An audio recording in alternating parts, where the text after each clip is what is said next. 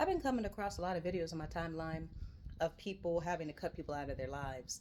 And a lot of the ones I'm seeing are like grand gestures. They have to actually say, you know what, we're done, I'm cutting you off, all this stuff. And sometimes that is the case. Sometimes you do have to stand your ground because violations have continued to happen.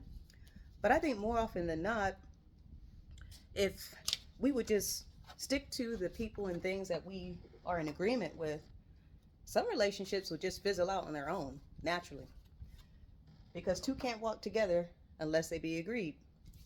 Now, my grandpa, before he passed away, I went out to Michigan to visit him, and he was just telling me about how all his life, or for a large portion of his life, he struggled with sobriety.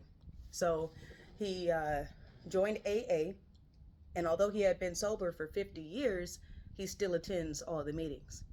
And he told me, he said, I get to be in a room full of people who think like I think, that I get to encourage, and that also remind me of why I did what I did all those years ago.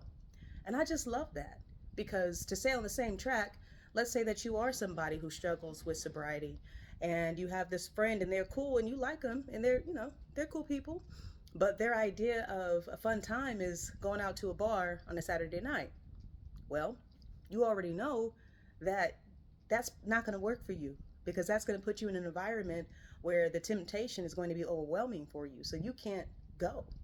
Now, they may compromise a few times, but if this is something that they really enjoy, over time, that relationship is just going to naturally start to split because you're incongruent. There's no agreement there.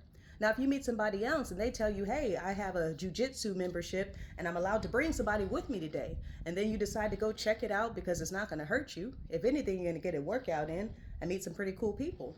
In time, your circle of friends is going to change. And then the people that you like but aren't in agreement with are going to fizzle out over time. That's not something you're going to have to do. Now, we all know as we learn and we grow and we develop and we step more into our calling that pruning will occur. On my journey to reinvent myself, I had to look deep at who I am right now. What choices am I making? What decisions do I make? What habits have I built over time? And what do I need to change in order to become a better version of me? And then anything that doesn't align with that has to go. And it makes things really, really simple in your life when you just realize that two can't walk together unless they be agreed. I hope that helps somebody.